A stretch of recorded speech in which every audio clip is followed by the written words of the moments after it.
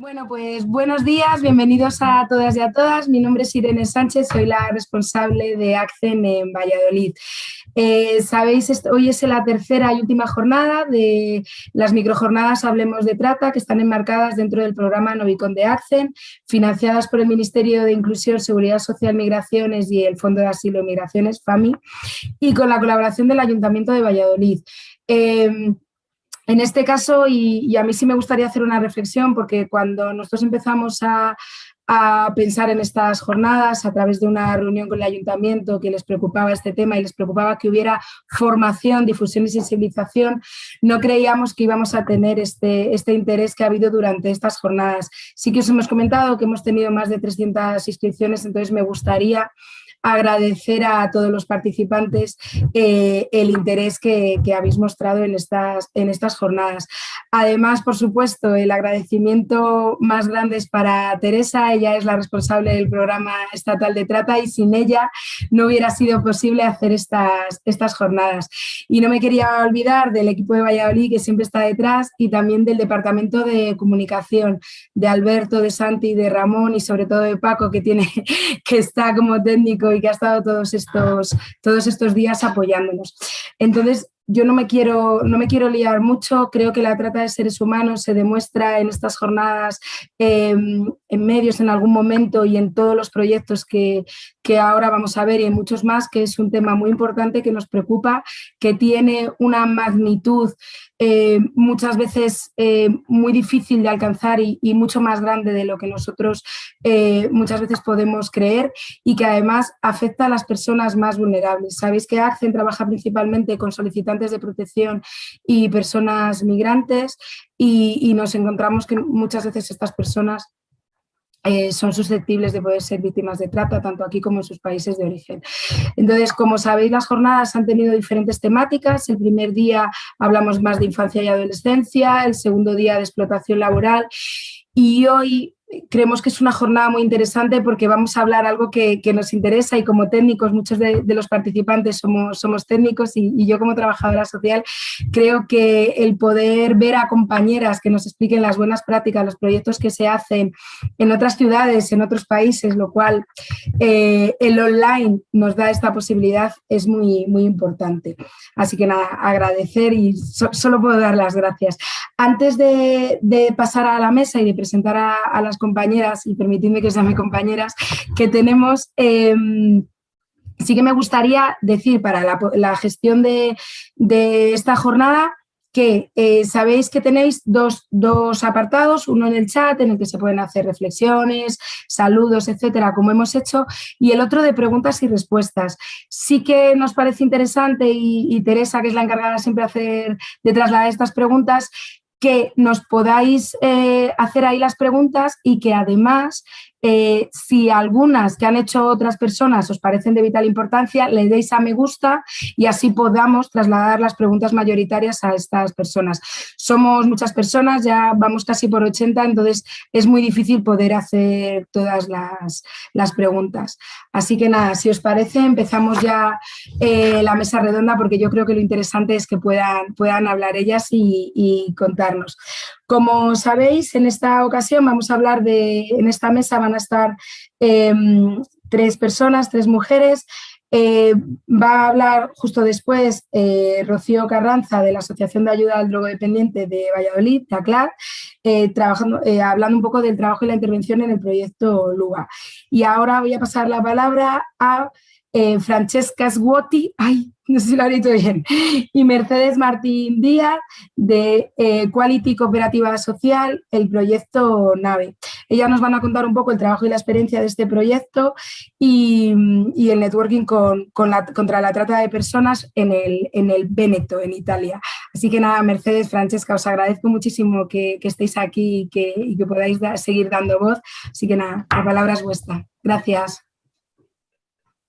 Muchas gracias, Irene. Sí, buenos días. Sí, muchas gracias, Irene.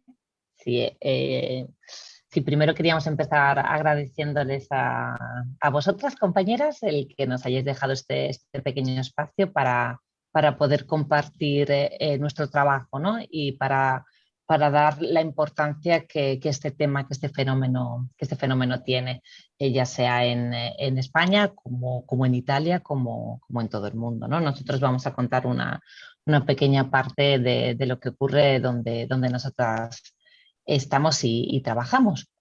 Bueno, nosotros, como habías dicho, somos trabajadoras de una cooperativa que se llama Cooperativa Equality, y hacemos parte de un proyecto que se llama el proyecto NAVE. NAVE por Network Antitrata, bueno, contra la trata de personas en el Véneto. El Véneto, ahora un poquitito más adelante, vamos a ver que es una región de Italia. Bueno, en nuestro proyecto, el proyecto NAVE es un proyecto regional que hasta ahora ha estado coordinado por el Ayuntamiento de Venecia. Digo hasta ahora porque ahora mismo nos encontramos en una fase de cambio, un cambio bastante importante, en el que la coordinación cambia de ser cambia de que sea el ayuntamiento a que sea la región. Es un cambio bastante importante, ya que el Ayuntamiento de Venecia lleva 20 años trabajando con proyectos contra la trata de personas y bueno, pues será también un cambio para todas las ONGs que hacemos parte de este proyecto. A partir de ahora, nuestra cooperativa, por ejemplo, será un poco también la que va a tomar mucha más participación activa en cuanto a la organización. Nosotros, la particularidad de este proyecto es que tenemos partners, o sea, trabajamos con instituciones tanto públicas como privadas. Tenemos diferentes ONGs y también pues trabajamos con instituciones públicas, como pueden ser instituciones sanitarias, como pueden ser fuerzas del orden en cuanto a la policía, en cuanto a inspectores del trabajo. Entonces, bueno. Como decía antes, es un proyecto regional que está en el Véneto. Aquí os enseñamos dónde está la provincia del Véneto. Es importante también marcar que es uno de los 20 proyectos que están en Italia, de los proyectos que trabajan con víctimas de la trata. Y bueno, pues eso, como ya había dicho antes, está coordinado y dirigido por el ayuntamiento. Esto será hasta poquito tiempo y a partir de unos próximos meses estará coordinado y dirigido por la región.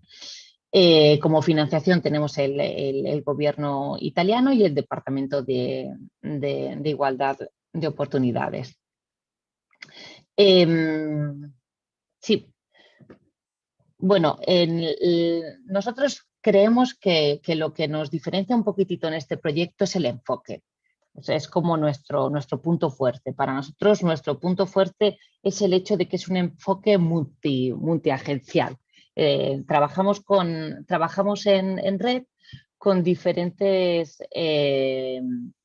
profesionales. Tenemos desde servicios sociales, pasamos por servicios sanitarios, por fuerzas del orden, por diferentes ONGs, ONGs que se ocupan no solo de la trata de las personas, sino también pues, a lo mejor de la acogida, como es nuestro caso, nuestra cooperativa, la cooperativa Equality, lleva más de 20 años trabajando, bueno, un poquito menos, perdón. Trabajando con el tema de la trata, pero también tenemos también una casa de acogida, trabajamos con menores, trabajamos también bueno, pues tenemos otros trabajos sobre migración, hacemos mucha sensibilización. Tanto de temas de la trata como también de la migración, y también pues tenemos muchos proyectos para la recuperación de ciertas zonas urbanas, sobre todo en la ciudad de Padova. Volviendo otra vez a este proyecto, un enfoque bastante interesante, una particularidad bastante interesante que le da mucha fuerza el papel que tienen los mediadores culturales. Los mediadores culturales para nosotros no es solamente una traducción, sino es un puente con las personas con las que trabajamos, ¿no? Es un puente cultural. Son para nosotros, normalmente en Italia los mediadores culturales no hacen, o sea, hacen parte de los proyectos no desde una manera tan activa como en el nuestro. En el nuestro son otros operadores más. Bueno, también es un enfoque que por supuesto está centrado en dar a las personas una orientación hacia los derechos humanos. Yo pido también a mi compañera Francisca que si ve que en algún momento se me olvida algo, que lo añada, que no tenga problemas a cortarme. Bueno, las áreas de intervención en las que interviene este proyecto las hemos dividido en 3. Sería el contacto, la identificación psicosocial y la inclusión social. El contacto es la área donde yo trabajo. El contacto, como su propio nombre dice, pues somos un equipo de contacto que lo que vamos a hacer es contactar a las personas que están, pues las personas que tienen mayor riesgo, una posibilidad más grande de ser víctimas de la trata o de una grave explotación, tanto ya sea sexual como laborativa. Nosotros en el equipo, pues bueno, trabajamos mucho, no solo trabajamos para llegar a contactar a estas personas y para poder construir una relación una relación basada en la confianza para que nos tengan como punto de referencia en el momento de crisis, sino también lo que hacemos es trabajamos mucho en la prevención del fenómeno de la prostitución y, como decíamos antes, siempre es un trabajo multiagencia, por lo que colaboramos mucho, sobre todo en el caso de la explotación laboral, colaboramos mucho con los inspectores laborales. Sí, hacemos diferentes actividades, pues eso, sobre prevención para que estas personas no caigan en el circuito de la criminalidad, no caigan como víctimas. Lo que hacemos pues son muchos talleres para darles información sobre sus derechos. Si volvemos a la slide anterior,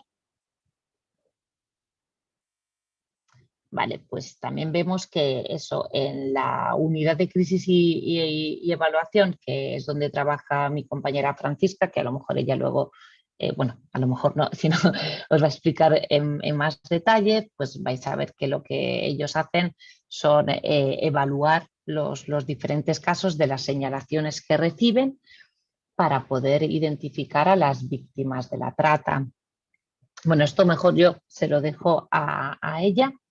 También como el trabajo que hace el equipo de los departamentos de los casos, ¿no? El case manager, que sería pues departamentos de casos individuales.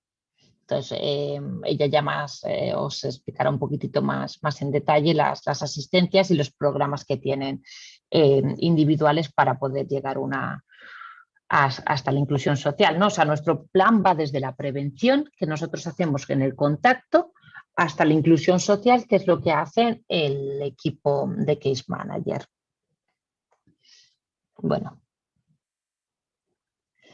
nos gusta ver, bueno, es una idea que me ha dado mi compañera Francesca y me ha gustado mucho, ¿no? Que decía que le gusta mucho ver el fenómeno como que nosotras somos las antenas, ¿no? Somos un poco los que recibimos un poco la información, somos las que salimos, tenemos un observatorio también digital, ¿no? Entonces, bueno, pues salimos, nosotros comunidad de contacto, vamos a los lugares donde las personas trabajan, ya sean en la calle, como sea en pues en todos los ámbitos, sobre todo lo que decía antes en Véneto, hablamos más de los ámbitos de la explotación que se producen en la agricultura y en la industria manufacturera. Entonces, bueno, pues eso, nosotros como antenas lo que hacemos es un poco promover que puedan emerger las situaciones de posibles de posible trata o también de grave explotación. No, como ya había dicho antes, el coordinador sería el Ayuntamiento de Venecia y luego tenemos trabajamos junto a otras seis ONGs que están todas siempre en esta región. Bueno, las prevenciones pues que hacemos en cuanto a la explotación sexual, las prevenciones las hacemos los talleres. Los hacemos tanto en la calle cuando salimos. Nosotros tenemos un equipo de contacto, salimos con una furgoneta, somos 4 personas y vamos a contactar a estas personas. En la calle hacemos pequeños talleres, tampoco es el contexto tampoco es el apropiado como para hacer talleres que vayan a tocar diferentes argumentos. Entonces, bueno, un poquitito en base a la persona que tenemos delante, pues elegimos un tipo de argumento o elegimos otro. Lo que siempre hacemos es promover la asistencia sanitaria. Pues yo podría decir que un 99,8%, por hacer un poco una exageración y para que os hagáis una idea de la población que nos encontramos, son extranjeros. Por lo tanto, y por desgracia, la asistencia sanitaria, llegar hasta ella se les hace bastante difícil. También creemos que es necesario el poder salir a la calle, no solo para dar derechos, sino, como decía antes, para poder tener una imagen de lo que ocurre, ¿no? Es lo que nosotros llamamos un monitoreo de este fenómeno, que lo hacemos pues con un observatorio nacional. Esto sí que es nacional y yo creo que esto es bastante importante. El hecho de que tenemos un número de teléfono, que es un número de teléfono de ayuda a las posibles víctimas y a las víctimas, en la que todas las organizaciones que nos ocupamos de este fenómeno, pues el número sería como nuestro punto en común, porque los que se ocupan de este número, este observatorio, pues la verdad es que hacen muy buena labor y nos dan una posibilidad de poner no solamente datos cuantitativos, sino también cualitativos. Además de esto, una vez al año nos solemos encontrar, cuando se podía en presencia, ahora por desgracia hacemos los encuentros, o sea, los encuentros online. Y es un momento, la verdad, bastante importante, ya que podemos compartir lo que encontramos en el fenómeno en cada región, porque cada región cambia mucho. En cambio, bueno, también siempre con las prevenciones que hacemos con la explotación sexual, muchas veces lo que hacemos es ir a los centros de acogida de refugiados y refugiadas o de solicitantes de protección. Estos talleres también les hacemos en centros de acogida, pero con el enfoque en la explotación laboral. En la explotación laboral, algo que es una característica bastante que nos diferencia un poco de otras organizaciones es, como había dicho antes, el hecho de que trabajamos en multiagencia, lo que quiere decir que nos llegan diferentes señalaciones. Nos llegan señalaciones desde el ISPAL, que sería el inspector del trabajo, hasta la propia policía, hasta bueno, incluso el número verde, que es así como se llama, este número del que os hablaba, que es el número gratuito para hacer señalaciones o sea, para señalar posibles casos de víctimas. Y bueno, Sí, la última cosita que quería decir, que eso, bueno, como lo que había dicho antes, es que justamente en nuestra provincia, nosotros los accesos laborativos, que son así como los llamamos, en el momento en que nos hacen una señal, nosotros como equipo, con operadores y con mediadores, nos acercamos al lugar de trabajo que nos han señalado. Vamos siempre acompañados, por supuesto, de las entes, de las instituciones públicas que nos han hecho estas señalaciones. Y bueno, pues normalmente las señalaciones son en el sector de la agricultura y de la industria manufacturera. Aquí sí que la verdad que encontramos un mayor número, no solo tanto de personas no nacionales, sino también nacionales. Y ahora ya les dejo a mi compañera que siga explicando las otras áreas.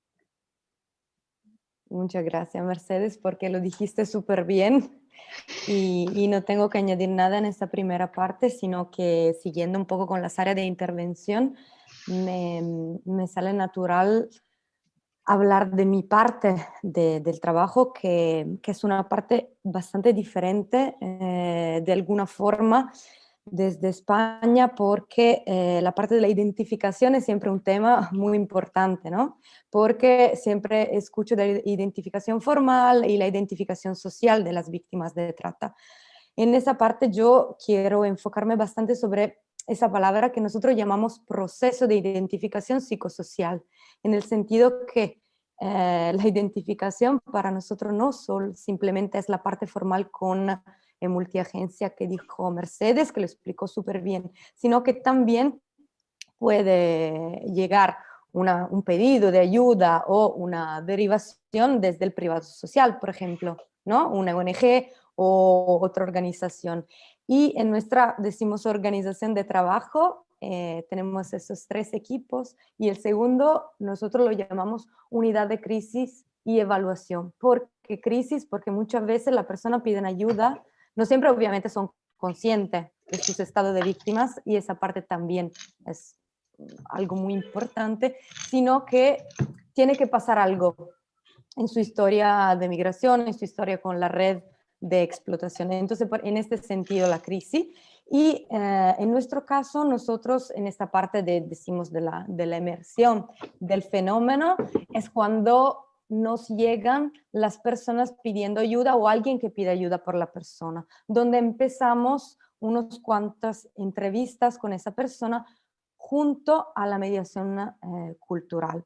Obviamente es la primera asistencia, la protección, los 2 meses de reflexión cuando tenemos bastante informaciones para activar esa parte y empezar un programa.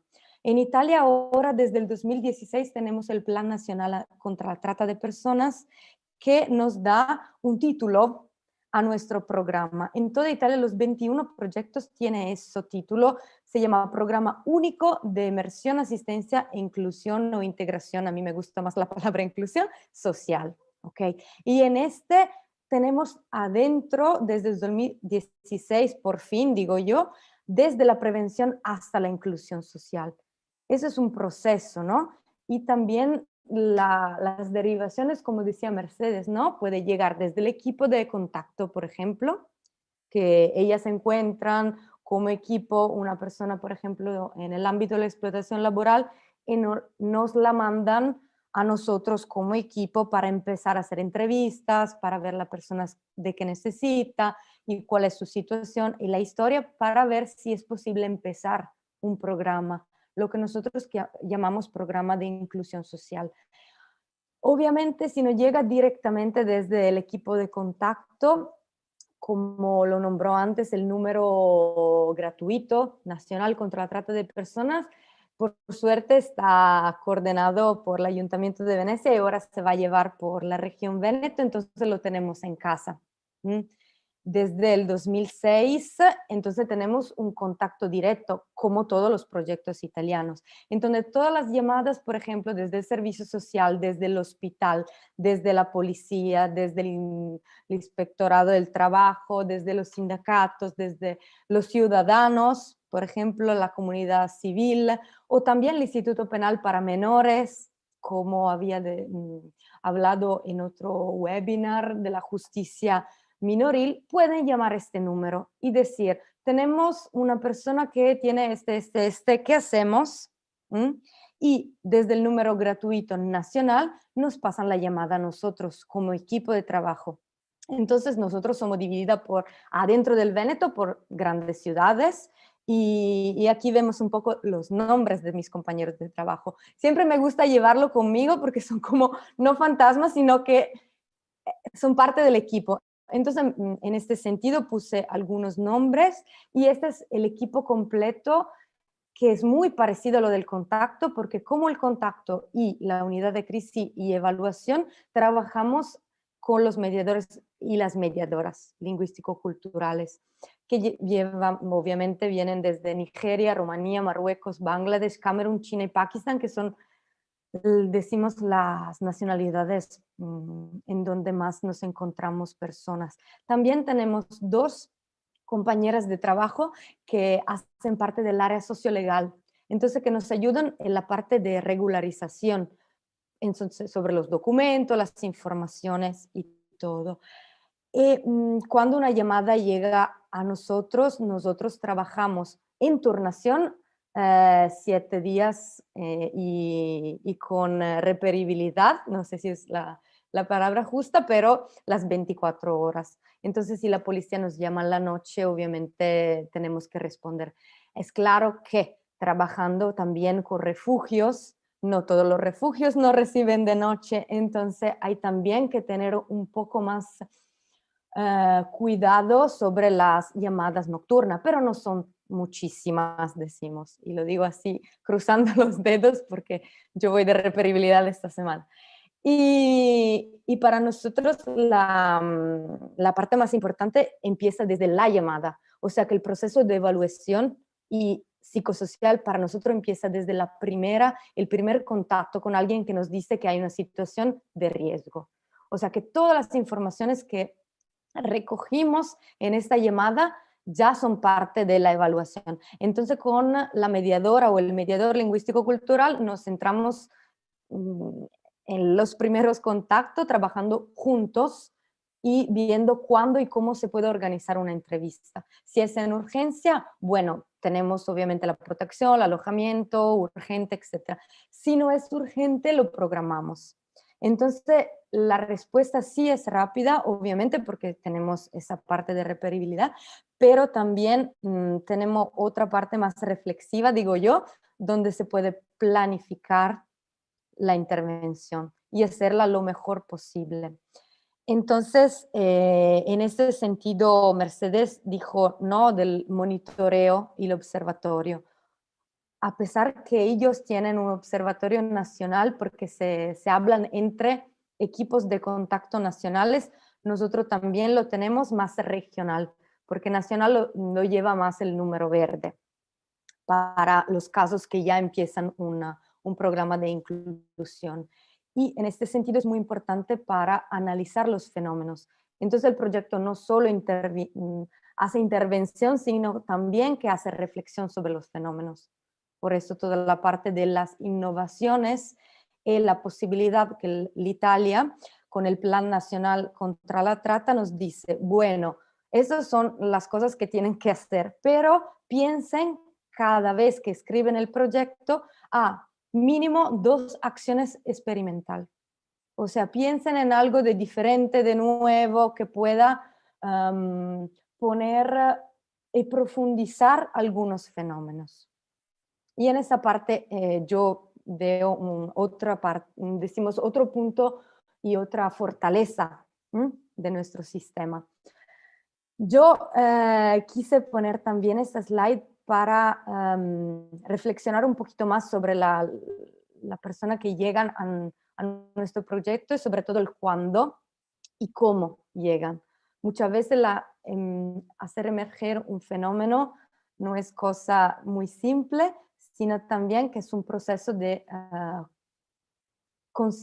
conciencia. O sea que mientras hacemos las entrevistas, las personas se hacen más conscientes de lo que fue la explotación y lo que fue un un camino de trata, que significa obviamente desde la parte en su país de origen, la parte de viaje, que fue todo organizado y que llegaron y las expectativas que ellos pensaban de encontrar en Italia o en Europa se rompen. Y cuando se rompe, cuando pasa algo sobre una violencia física o problema con la pareja que llevó, por ejemplo, una chica en Italia y se rompe esa relación, o la ruptura con el acuerdo económico, un problema de salud, o cuando hay una interrupción de gravidancia no elegida, entonces que por ejemplo tomando el Chitotec, ese fármaco que utilizan mucho las madame de las chicas nigerianas, un embarazo, por ejemplo, puede ser un momento de crisis y obviamente lleva siempre un ayudante, digo yo. Entonces, muy pocas veces son las mismas personas que son conscientes, más que todo son una ONG o, por ejemplo, los compañeros de trabajo. Entonces, en este momento se encuentra en un momento de cambio donde tiene que reformular el proyecto migratorio. Y otra información muy importante sobre el equipo nuestro es que se encuentra muchas veces con preguntas sobre los documentos. ¿Qué hago con mis documentos? A veces lo tienen, a veces no lo tienen, a veces son personas que están pidiendo asilo.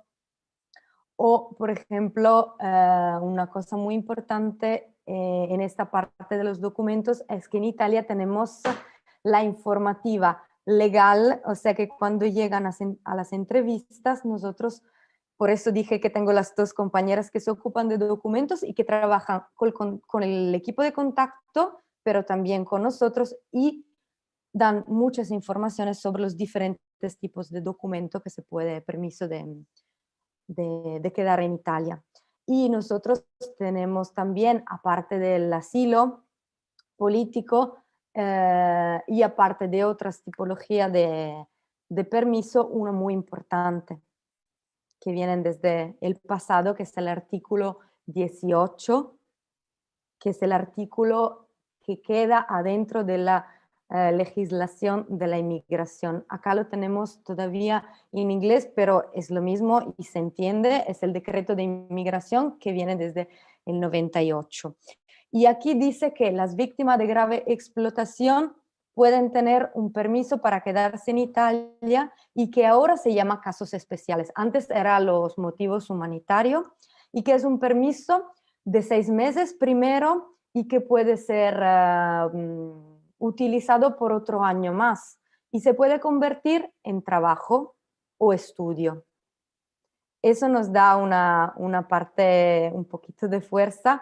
No es muy utilizado ahora porque con muchas personas, como ustedes ya saben, que llegan desde la vía marítima, entonces desde el Mediterráneo muchas veces piden asilo. Entonces se mezclan los mundos del asilo, de la trata, y por el artículo 18 dice que la persona que ha sido identificada, no solo en proceso judicial, o sea, la persona no tiene obligación de hacer una denuncia para nosotros, o por los servicios sociales, es un poquito más difícil tenerlo, pero existe. El doble, nosotros lo llamamos el doble camino del artículo 18. O sea, sí se puede hacer denuncia y puede empezar una investigación, entonces la persona puede puede tener ese tipo de permiso antes de la conclusión de las investigaciones, dependiendo obviamente de la autoridad judicial, esto no depende de nosotros, pero también se puede pedir como servicio social. Obviamente el servicio social tiene que ser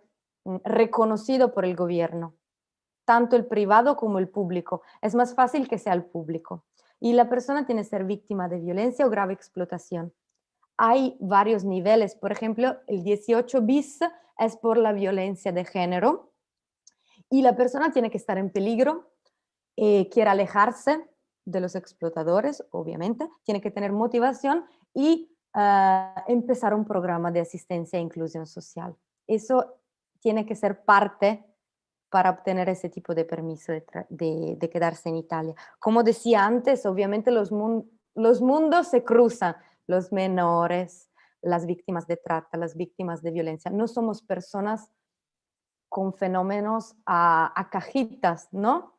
Sino que somos personas que tienen muchas pertenencias, muchas identidades. Entonces, las vidas como nosotros, para las personas que nos ocupamos, obviamente, tienen diferentes niveles. Entonces, una víctima de trata puede ser también una víctima que pide asilo político y también que puede ser menor, que puede haber pasado, por ejemplo, también por autor de crimen, porque, por ejemplo, puede haber pasado por la organización y haber hecho algo en contra de la ley.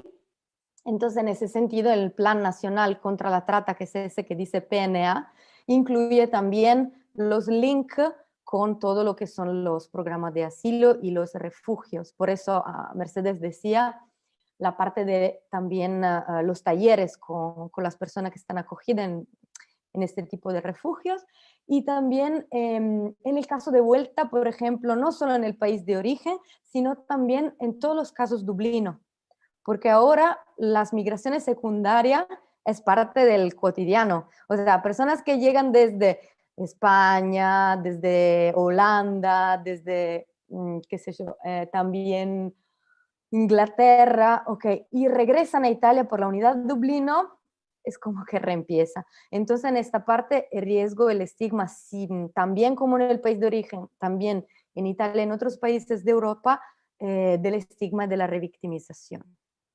Obviamente se cruzan también otro permiso para quedarse en el país que se llaman protección humanitaria y protección especial, pero no entro tanto en este argumento porque si no vamos un poquito más agrandeciendo el tema.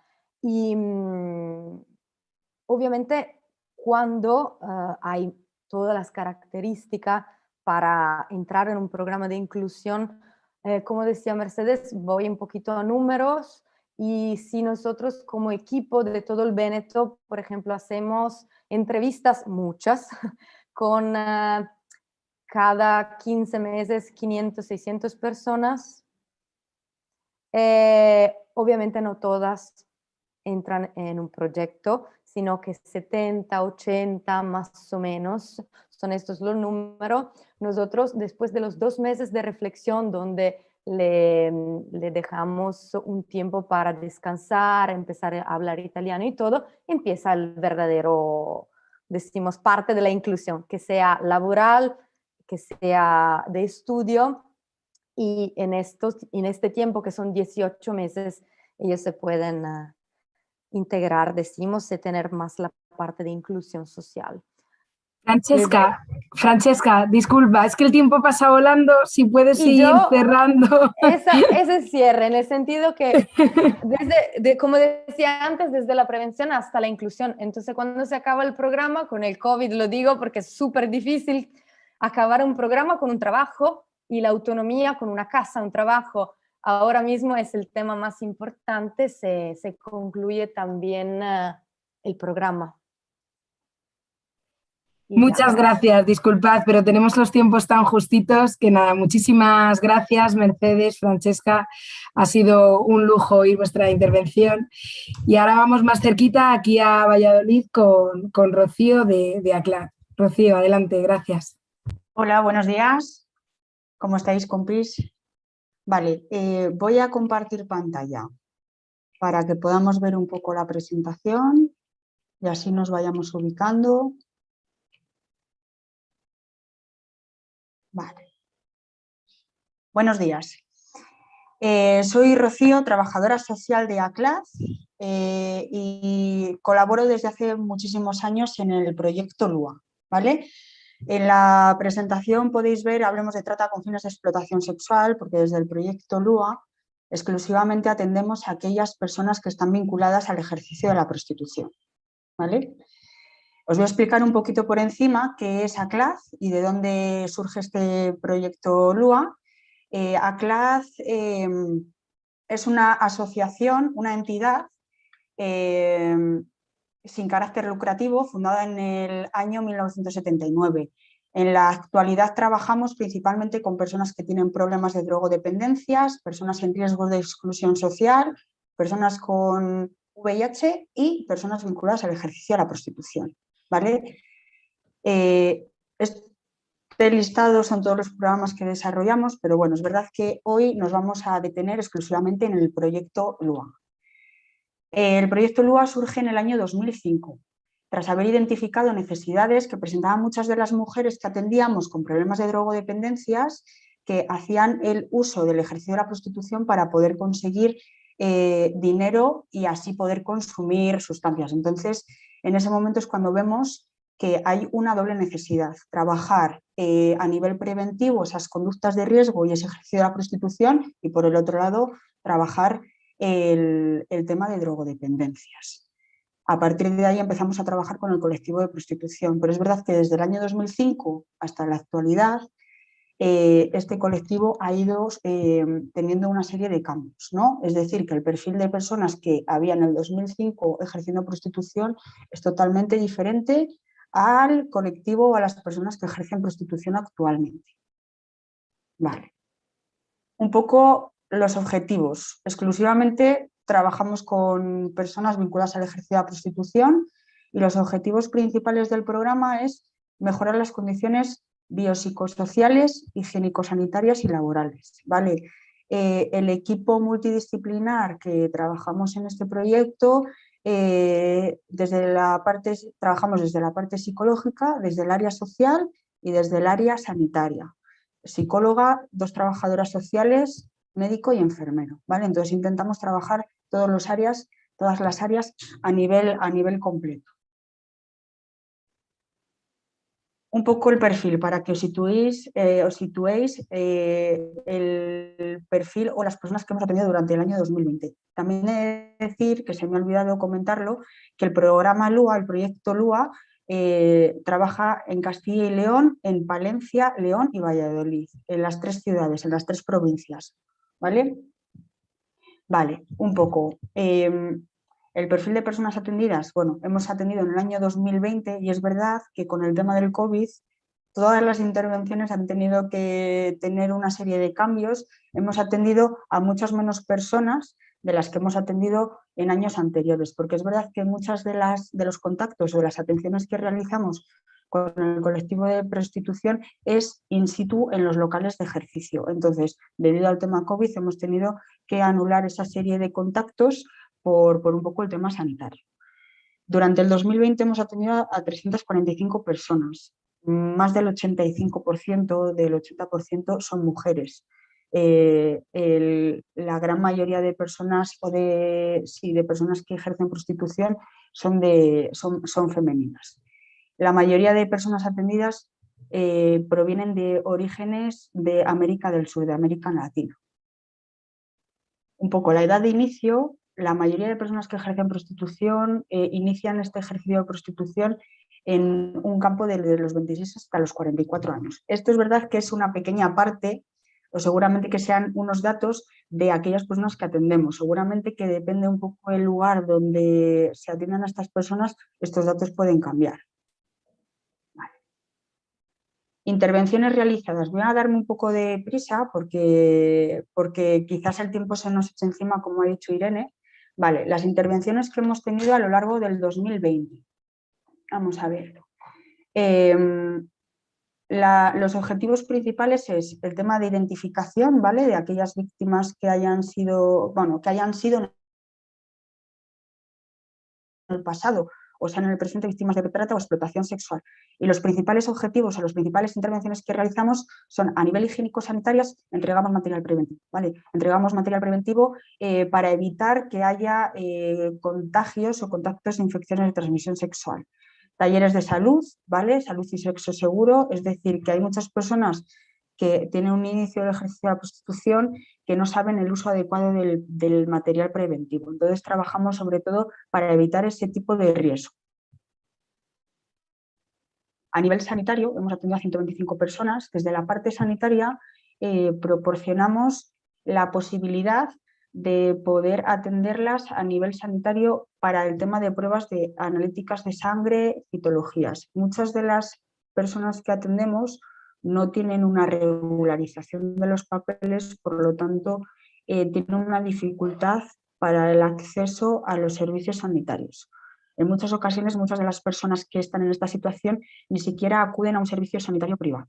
Por lo tanto, desde el programa LUA, desde el proyecto LUA, desarrollamos esta parte del programa, esta parte de intervenciones para poder detectar en muchas ocasiones conductas de riesgo continuadas que nos pueden dar datos o a partir de ese tipo de intervenciones podemos obtener datos de las conductas de riesgo o de determinadas prácticas no adecuadas en los clubs, tanto porque no tengan la formación necesaria o porque desde el propio local se obligue a hacer estas determinadas prácticas sin prevención. Y a nivel psicológico hemos atendido a 124 personas. La mayor parte de los contactos que realizamos, como he dicho anteriormente, se realizan en los locales de ejercicio. Hay 2 equipos que se trasladan a los propios locales, tanto a clubs, a zona de calle como a pisos de ejercicio, para poder conocer, es decir, poder que aquellas personas que estén ejerciendo en esos locales tengan la información de que en Valladolid hay una entidad, un recurso al que pueden acceder si en algún momento presentan algún tipo de necesidad. También realizamos el trabajo un poco de observación, es decir, con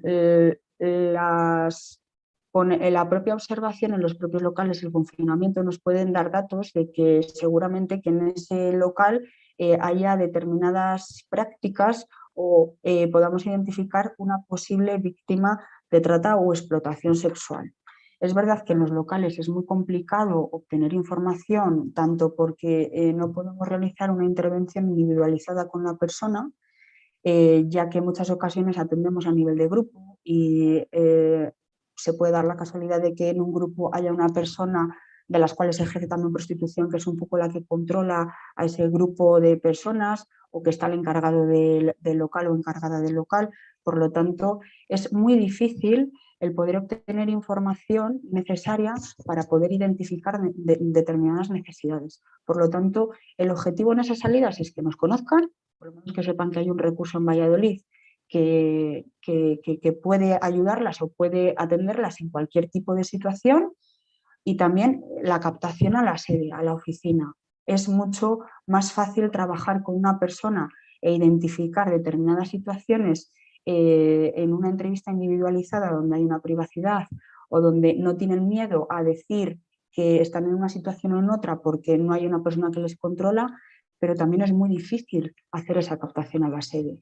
Debido al COVID, y el COVID tiene muchas cosas malas y muchas cosas buenas, pero es verdad que nosotros desde el programa LUA empezamos a trabajar con un teléfono móvil para poder contactar con todas esas personas que estábamos atendiendo anteriormente vía telefónica. Por lo tanto, es verdad que los avances tecnológicos y los medios de comunicación, el WhatsApp, ha entrado en nuestra vida con el COVID, por lo tanto nos ha facilitado mucho el contacto con todas las personas que atendemos, o incluso hay en muchas ocasiones que incluso personas que no conocemos porque una compañera del piso o del club las ha informado de que existimos, pues nos han escrito por WhatsApp. Por lo tanto es mucho más fácil. Y para ellas también, si en algún momento necesitan necesitan o tienen una situación de urgencia o tienen una situación X que necesitan inmediatamente un contacto con nosotros para que nosotros podamos intervenir con ellas, el WhatsApp ha facilitado mucho este tipo de intervenciones.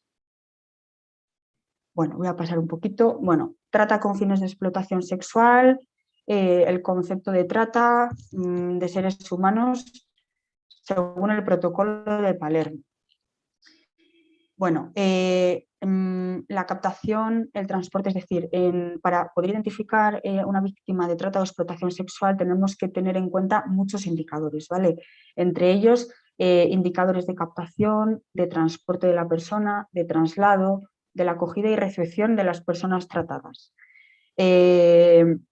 Recurriendo a la amenaza o al uso de la fuerza u otras formas de coacción, rapto, fraude, engaño, abuso de poder o de una situación de vulnerabilidad.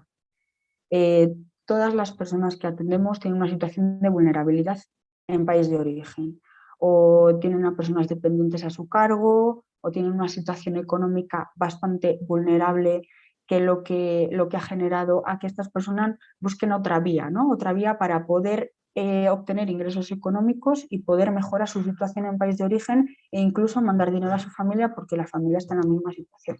Por lo tanto, es lo que aboca a esas personas a buscar otra alternativa. La situación de vulnerabilidad hace que accedan a determinadas, pues a determinados contratos verbales en los que al final esa deuda que puedan tener en el país de origen aumente considerablemente esa deuda. Por lo tanto, vienen a España o a cualquier otra parte de la Unión Europea, como han estado hablando anteriormente las compañeras de Italia, la parte de Italia, estas personas viajan, son captadas, son trasladadas y son transportadas a un país de destino donde se ven abocadas en muchas ocasiones, en este caso hablamos desde el proyecto LUA, al ejercicio de la prostitución, con unas condiciones insalubres, unas condiciones de violencia y además con esa deuda económica que han obtenido o han generado por ese propio traslado más la deuda económica que tienen en países de origen. Bueno, hablamos de explotación sexual también por el protocolo de Palermo, me lo voy a saltar un poquito. Vale, indicadores. Vale, nosotros durante las intervenciones del programa intentamos identificar aquellas posibles víctimas de trata. Hablamos de posibles víctimas porque la identificación no lo hacemos las entidades, la identificación la tienen que hacer los cuerpos de seguridad del Estado. Entonces, a nosotros el trabajo que realizamos es una posible identificación, es decir, detectamos determinados indicadores que nos pueden dar a conocer que la persona a la que estamos atendiendo o con la que estamos interviniendo puede ser una posible víctima de trata. Y a partir de ahí generamos un programa de intervención con esa persona. Vale. Indicadores de acción, de medios y de fines, que es un poco lo que hemos hablado en la definición de explotación sexual y víctimas de trata. ¿Vale? A ver. Vale. Indicadores de acción. Los indicadores de acción son todos aquellos relacionados con el proceso de captación, traslado, transporte o recogida de personas. Es decir, una persona nos dice que en el país de origen una persona o una conocida o una persona que de repente aparece en su vida le habla de la posibilidad de poder viajar a España, por ejemplo, a trabajar en hostelería. ¿Vale? Al final hace un trabajo de captación, de convencer, entre comillas, a esta persona para que viaje a un país de destino y a partir de ahí empezar el proceso de trata. Indicadores de medios, con ellos nos referimos a cómo se ha producido esa captación, es decir, si ha habido uso de amenazas, si ha habido un engaño, como he comentado anteriormente, un fraude, un rapto, un abuso de poder, una situación de vulnerabilidad. La mayoría de las personas captadas presentan una situación de vulnerabilidad. Indicadores de fines son aquellos relacionados con la finalidad de la trata. En nuestro caso, aquellos parámetros que nos indiquen que esa persona está siendo sometida a una situación de explotación sexual, pero bueno, en este caso, las jornadas Hablemos de Trata, se han hablado de trata de explotación a nivel laboral. Esta situación de explotación puede ser a todos los niveles, pero bueno, en nuestro caso realizamos una identificación de explotación sexual. Por ejemplo, que no pueda negarse a realizar determinadas prácticas sexuales, es decir, que en un local te obliguen exclusivamente a realizar prácticas sexuales sin el uso del preservativo, es decir, el no rechazar a determinados clientes porque si existe ese rechazo hay una serie de multas, es decir, aumenta la deuda, hay algún tipo de agresión física, agresión verbal. Y dada la dificultad a la hora de obtener información que nos ayuda a determinar la existencia de estos indicadores y dada la situación de que tenemos atención sanitaria, hemos aprovechado este servicio para poder observar si a nivel de indicadores sanitarios nos puede dar algún tipo de información a mayores. Es decir, No quiere decir que la presencia de indicadores sanitarios determine una situación de explotación sexual, pero sí que podemos observar determinados datos o determinadas situaciones que nos dé información de la situación de esta persona. Es decir, que hay una existencia de moratones, lesiones mal curadas, desgarros vaginales, desnutrición. Es verdad que los indicadores sanitarios nos dan bastante información, aparte de acción, medios y fines. Clasificación con la que trabajamos. Vale. Diferenciamos entre dos clasificaciones. Mujeres que ejercen libremente, en la actualidad, es decir, que son aquellas personas que han decidido ejercer la prostitución y no existe un tercero, es decir, no existe un tercero que se lucre. No significa que estas mujeres no hayan sido víctimas de trata o explotación sexual en el pasado. ¿Vale? Mujeres prostituidas, que dentro de esta categoría englobamos a aquellas personas víctimas de explotación sexual en el pasado o en el presente y víctimas de trata con explotación sexual. Por un lado, aquellas que iniciaron el ejercicio de la prostitución como una mujer tratada y actualmente ejercen la prostitución desvinculadas de la red de trata. Entendemos que el haber sido víctima de trata ha generado una serie de secuelas y consecuencias que le siguen afectando a día de hoy. Y por otro lado, aquellas que son víctimas de trata en la actualidad, ¿vale? Metodología de trabajo. ¿Cómo trabajamos? En la mayor parte de las intervenciones que son realizadas en las salidas, como he comentado anteriormente, donde a través de la observación profesional del equipo profesional detectamos la existencia o no de indicadores. Cuando no detectamos la presencia de indicadores, mantenemos los objetivos del programa, nombrados en las primeras diapositivas. En el caso de detectar presencia de indicadores, se va a realizar una motivación para que acudan a la oficina y poder trabajar a nivel integral con estas personas. Aquí nos podemos encontrar dos tipos de respuesta. Por un lado, que no acudan y por el otro lado, que sí que acudan a la entrevista. ¿Vale? Vale.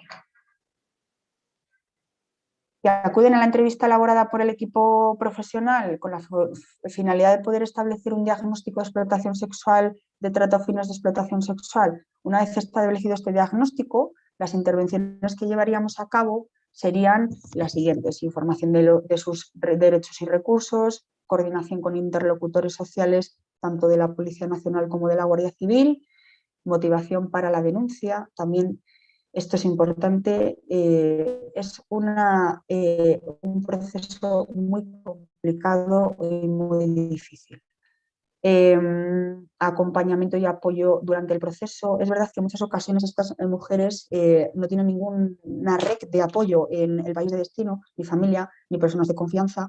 Entonces, esta parte en la que se sientan acompañadas durante este proceso es muy importante para ellas. Al final somos sus personas de referencia. Y por otro lado, la identificación de necesidades e intervenciones, es decir, tenemos que identificar las necesidades que tiene la persona y a partir de ahí generar un plan de intervención con ellas. Vale. Rocío, no sé cómo vas, si te queda mucho. Vale, coordinación. Termino ya. Vale. Para poder trabajar con estas personas, bueno, realizamos un trabajo en red. Nos coordinamos tanto con recursos exclusivos de atención a mujeres al colectivo de prostitución, como otros recursos de la provincia, en este caso de Valladolid, centros sanitarios, los interlocutores sociales, a nivel de inmigración con Accent, Procomar y recursos, pues los CEAS. Al final, el trabajo en red es súper importante y el poder intervenir de manera adecuada con estas personas puede generar un cambio en la situación. Vale. Bueno, muchísimas gracias. Ha sido gracias. breve, rápido, perdonad, Gracias. que he ido un poco deprisa, yo no sé si a lo mejor se ha entendido bien. Ha sido perfecto, ha sido perfecto, Rocío. La verdad que tenéis unas intervenciones tan interesantes que os podíamos dejar hablar tiempo y tiempo. Para poder terminar un poquito esta mesa, tenemos unas preguntas, no son muchas, aunque retrasemos todo un poquito, pero bueno, yo creo que sería interesante. Si quieres, Teresa, trasladar las compañeras. Sí, vale, entonces, con ese sistema de la votación o del like, del me gusta a las preguntas también, que eso hemos descubierto, vamos, yo he descubierto ayer, hay una pregunta que hizo además la compañera que trabaja en el proyecto Novicom en Huelva, entonces pregunta para Mercedes. Me gustaría saber si a la hora de contactar con las personas que trabajan en la agricultura, o sea, es fácil el acceso a estas personas y si los propios empresarios, empresarias de la agricultura son receptivos para que llevéis a cabo talleres con sus trabajadores, trabajadoras. ¿Se Sí, entendió, bueno, Mercedes? sí. Yo espero haberla entendido cómo ha sido hecha esta pregunta. Bueno, a ver, lo primero, nosotros, como decía antes, cuando entramos en lo que nosotros llamamos accesos laborativos, lo hacemos siempre acompañados con inspectores del trabajo o con la policía. Entonces, en ese caso, ese acceso es fácil porque ya saben, o sea, ya tenemos como la puerta, ¿no?, hacia ello.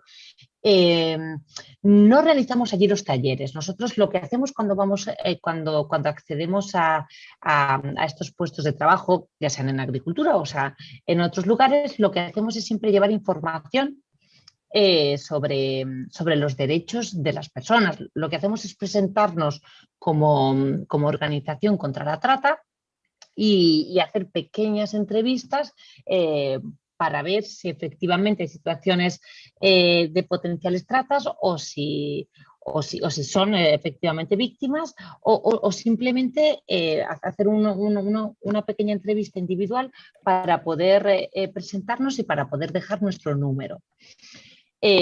Claro está que las personas que están explotando, ¿no?, a otras personas, esta situación no les gusta. Sí, o sea, nosotros entramos y se nota ya el que no somos bien recibidos en muchos lugares. Entonces, por esto mismo también es importante intentar buscar un sitio un poquitito más seguro donde poder realizar estas entrevistas. Pensar que las entrevistas se hacen en el momento en el que estamos. Parece que son tonterías, pero no lo son. El contexto hace muchísimo. Entonces, no siempre, por desgracia, llegamos a encontrar sitios donde quedar lejos de la mirada del jefe, por así decirlo, ¿vale? Pero sí, o sea, somos un poco, tenemos una entrada, ¿cómo se diría?, un poquillo pues de lujo, porque pues eso, vamos acompañados con personas que tienen que lo hacen como trabajo. Entonces, por mucho que se acabe quejando el gestor, nosotros entramos ahí. Lo que pasa que, claro, repito, solamente entramos para poder hacer estas pequeñas entrevistas y para poder dar información y dejar nuestro número. Hemos recibido muchas llamadas, eso también creo que es muy importante, ¿eh? Y lo que decía antes, siempre gracias al papel de la mediación. Es el mediador en el que en ese momento se la está jugando al 100%. Y la verdad que se nota luego mucho, los resultados son muy buenos. Hemos recibido muchas llamadas y por eso hemos podido llevar a cabo muchos programas de protección y de inclusión. Espero haber respuesto a esta María, pregunta. dinos si te parece o si necesitas otra aclaración. Vale, María, que hizo la pregunta. Y luego, al hilo un poco también de esto, ahora acabas de mencionar los mediadores, otra persona pregunta, ¿qué papel tienen los mediadoras culturales, más allá de la mediación lingüística, en el complejo trabajo para la desvictimización con todos los elementos extrínsecos e intrínsecos que se tienen que desplegar para que dejen de ser víctimas, complejidad que hemos visto a lo largo de este curso? ¿Se ha entendido, Mercedes? Creo que sí que lo iba a entender. Más allá de la mediación lingüística, ¿en qué veis, ¿no?, la importancia de los mediadores en vuestro trabajo?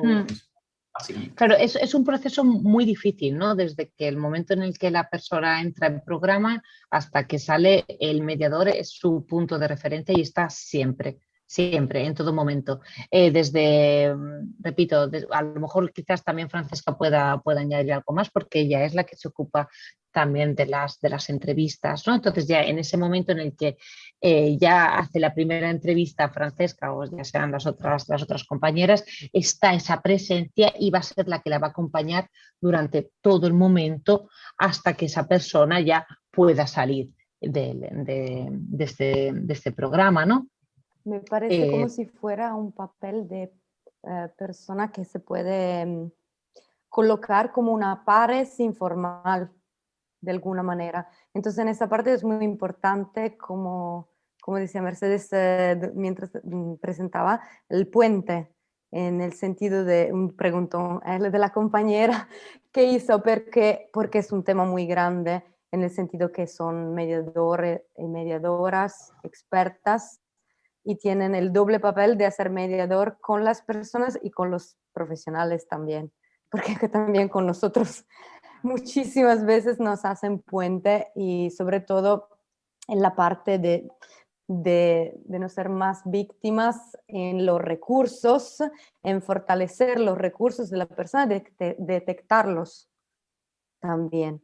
O sea, fortalecer esa parte de la persona que son, decimos, las buenas, que le hacen hacer el clic y que le hacen hacer un proceso. Y también cuando sobre todo tienen crisis con la familia, que le dicen, no, tenés que ganar dinero, y en esa parte son claves, tienen un papel muy importante. Teresa, se nos va el tiempo hoy Sí, se nos va. Perdón, sí, simplemente Mercedes y Francesca, hay otra persona que pregunta y otras que han dado el like, con lo cual pregunta dónde pueden encontrar información sobre los varios proyectos que desarrolláis. Si podéis poner, por ejemplo, en el chat, no sé, la página web, donde imagínais, vamos, que la tenéis, porque lo sé que he entrado, si podéis poner eso, la web o, bueno, referencias online para que las personas interesadas puedan profundizar sobre vuestros proyectos. ¿Vale? ¿Os parece? Gracias. ¿Tienes alguna pregunta más? Mira, no, hay una persona que hizo una pregunta a Rocío, pero veo que Rocío está introduciendo la respuesta, con lo cual la persona que preguntó a Rocío, Rocío está respondiendo, con lo cual si quieres podemos ir adelante. Voy a responder porque como... Disculpad, sí, voy a responder por el chat, perdón. porque como andamos un poco rápido de tiempo... Sí, está genial, Rocío. Otras personas, otros ponentes, otras ponentes lo hicieron la semana pasada, con lo cual está genial. Gracias, Rocío. Gracias. Nada, si os parece, dejamos 2 minutos para que descansemos. Nada, hay 12 y 13. Si os parece, empezamos para ya poder ver las intervenciones de Lucila y Teresa. Nada, en 2 minutos volvemos a empezar.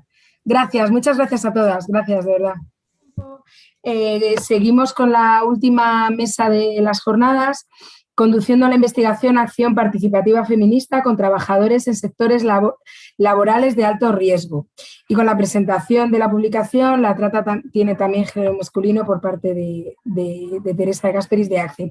Ahora comenzamos la intervención con Lucila Granada, directora general de Flex en Reino Unido. Lucila, muchas gracias. Hola, buenas tardes. Gracias por la invitación. Voy a ver si puedo compartir, mi pantalla un poquito. Un segundo.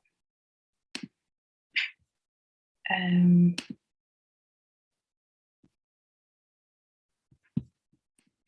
momento. Ahí está.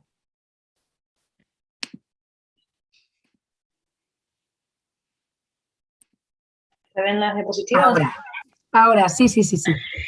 Fenomenal. Bueno, gracias. Mi nombre es Lucila Granada, como mencionaron. Yo soy directora de una organización que está basada en el Reino Unido, nos llamamos Flex, que sería con el foco en la explotación laboral. Voy a compartir con ustedes un poco nuestra experiencia haciendo este tipo de trabajo, que es investigación de acción participativa feminista. Y lo aplicamos a 3 sectores de momento. El primero fue limpieza, o sea, trabajadores del sector de limpieza, principalmente mujeres, y también hotelería, con gente joven y también mujeres en distintos roles en la hotelería. Y ahora de momento estamos trabajando también en lo que llamamos gig economy aquí, que sería todo lo que es entrega a domicilio. Entonces, antes de empezar les voy a contar un poquito sobre Flex, solamente para darles un poco de contexto. Nosotras somos una entidad que está dedicada a acabar con la explotación laboral, hacemos trabajo de investigación, de influencia política, también hacemos capacitación para organizaciones de base, también para agencias del Estado, principalmente la policía y las autoridades locales. Trabajamos para la prevención de abusos laborales, la protección de los derechos laborales de los trabajadores y también la promoción o la divulgación de buenas prácticas. Me disculpo ya de antemano por el Spanglish que definitivamente va a haber, pero bueno, es más fuerte que yo. Entonces, para dar un poco de contexto, ¿cómo vemos la explotación laboral nosotras? Y este análisis es lo que de alguna manera informa el resto de nuestra estrategia y de alguna manera justifica este mismo tipo de trabajo, de investigación con los trabajadores, como pares de nuestro equipo. En Flex vemos que la explotación laboral no sucede en forma aislada del resto del contexto del mercado laboral. Entonces, no vemos necesariamente como solución o única solución al trabajo forzado, por ejemplo, o al tráfico humano, la criminalización de digamos, el detener a individuos que cometen crímenes de este tipo, sino que también queremos ver las estructuras y los sistemas que generan vulnerabilidad en los trabajadores a lo largo de ese paradigma de experiencias que pueden tener los trabajadores en el mercado laboral, que va desde tipos de empleo en los que hay cumplimiento de los derechos laborales, a situaciones donde hay abusos laborales, a situaciones donde hay ya abuso severo laboral, y luego de alguna manera esos abusos pueden llegar a escalar y nos encontramos en una situación donde hay trabajo forzado o bueno, lo que algunos llaman ahora esclavitud moderna. Nuestra visión es que hay un rol importante en el Estado y en las propias prácticas de las compañías en generar vulnerabilidad para los trabajadores y en, de alguna manera, generar la posibilidad del trabajo forzado y la esclavitud moderna. Y trabajamos entonces en esa área en específico. Les voy a contar sobre nuestra experiencia haciendo investigación de acción participativa, y para eso tal vez un poco de contexto sobre el tema. ¿Qué es la investigación de acción participativa? Esto es hacer investigación con en lugar de sobre o para una comunidad. O sea, en lugar de hacer investigación donde el objeto de estudio es un determinado grupo de trabajadores, la investigación de acción participativa trabaja con los propios trabajadores o los propios individuos afectados por un tema para poder generar conocimiento que informe cambio social. Entonces hay dos como principios claves para este tipo de trabajo. El primero es que este es un trabajo que tiene que ser liderado por la comunidad con la que se está trabajando, y también que debe buscarse apoyar siempre a quienes estén más afectados por un asunto para que puedan generar conocimiento, y ese conocimiento tiene que estar orientado al cambio social. Ese elemento del cambio social, que es el action, ¿no? La acción, es lo que lo distingue de otras metodologías participativas de investigación. Hay muchas metodologías participativas de investigación donde los propios participantes de la investigación, que siguen siendo muchas veces objetos de estudio, van a poder tener un rol más importante en el proceso del diseño, pero en particular la acción participativa, la investigación de acción participativa busca y está orientada a generar ese cambio social. Entonces, ¿cómo puede ser este tipo de investigación? ¿Cómo lo podemos hacer feminista? ¿O por qué es FPAR o FPAR feminista? O sea, de alguna manera toda investigación participativa es feminista en el sentido de que justamente está orientada al cambio social, pero también porque desafía los roles de poder establecidos en la sociedad, en la propia investigación, y porque desafía la neutralidad de la investigación, reconoce o revela que hay individuos e intereses detrás de toda investigación y que por lo tanto ninguna investigación es completamente neutral. Sin embargo, tal vez el elemento feminista de FPAR lo que hace es que realmente resalta o se enfoca, mejor dicho, en las experiencias de las mujeres y otros grupos minoritarios. Y lo hace a través de, o a partir de tener una serie de principios feministas en el centro del propio desarrollo del proyecto. Entonces busca atraer atención y desafiar las formas de opresión interseccional que afectan a determinados grupos de trabajadores, siempre con enfoque en las mujeres o en grupos minorizados, decimos, o marginalizados. Esto es teniendo en cuenta no solamente temas de género, sino también inequidades vinculados al racismo o generados por el racismo, el clasismo y demás. Entonces, ¿por qué hacemos nosotras FPAR? Y ahora voy a hablar de qué quiere decir en la práctica, ¿no? Hacer FPAR. Bueno, en Flex hacemos FPAR porque nos parece que las políticas públicas deberían estar informadas por quienes tienen experiencia en esos asuntos relevantes. No es simplemente por el principio moral, que también lo está, los trabajadores que están impactados por las políticas que se diseñan en oficinas, deberían tener voz en esos procesos, deberían ser parte de esos procesos, y muchas veces son involucrados muy tarde en el proceso, muchas veces son tal vez presentados como simbólicamente como ejemplos de un punto que fue desarrollado por una entidad con conocimiento y experiencia, por supuesto, y muy informado, pero muchas veces falta esa oportunidad para que las personas afectadas puedan desarrollar y diseñar las preguntas, por ejemplo, y qué es lo que es importante para una investigación por sobre otros temas. Pero luego realmente tiene que ver también con el hecho de reconocer que la experiencia vivida da un tipo de conocimiento que es prácticamente imposible de intercambiar.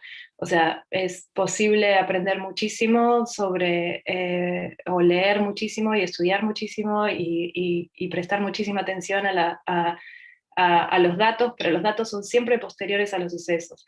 Entonces, las personas que están teniendo esa experiencia vivida dentro de un sector muchas veces conocen o pueden reconocer asuntos que son emergentes, tendencias que se están viviendo en cierto sector, prácticas abusivas que se están desarrollando o que empiezan a tomar forma.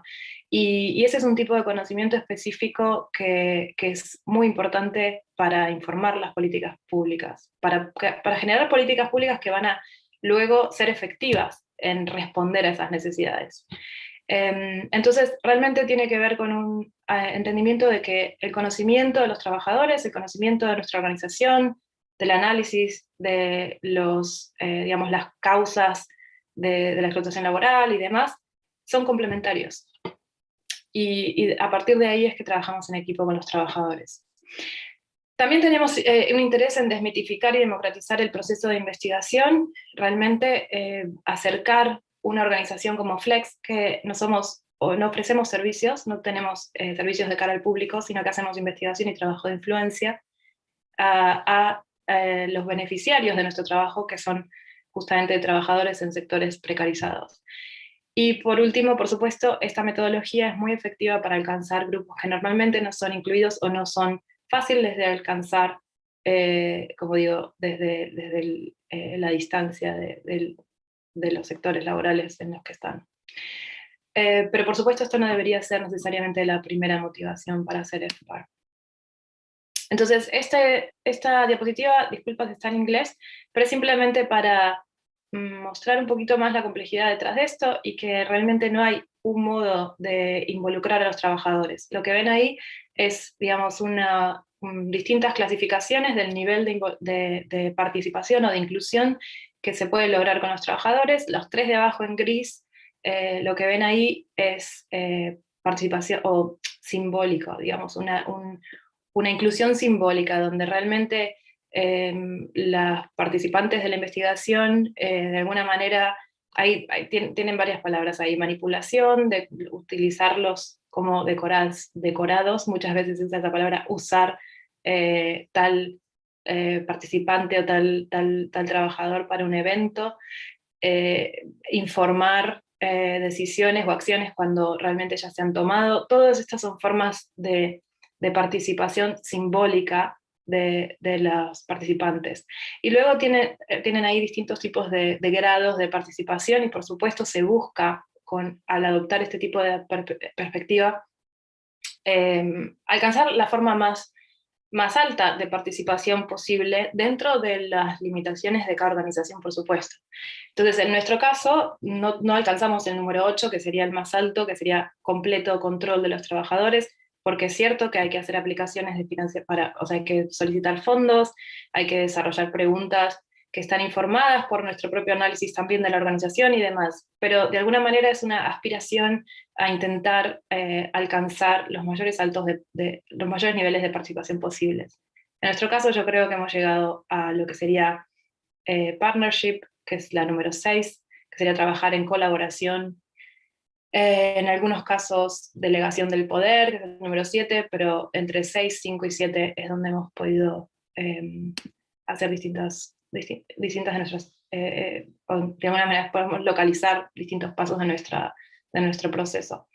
Entonces, ¿cómo hicimos FPAR? ¿Qué quiere decir en práctica para nosotros? Bueno, invitamos a trabajadores de los sectores que estábamos investigando, en particular al principio en limpieza, les ofrecimos capacitación para convertirse o adoptar estas habilidades de investigación sobre temas como ética de investigación, los métodos de investigación, las herramientas, cómo proteger o asegurar la seguridad de los participantes, cómo derivar casos cuando surgen necesidades. Tenemos una red de organizaciones con las que trabajamos para ofrecer apoyo, y ofrecimos apoyo continuado a cada uno de los investigadores pares que luego trabajaron con nuestro equipo en realizar las investigaciones.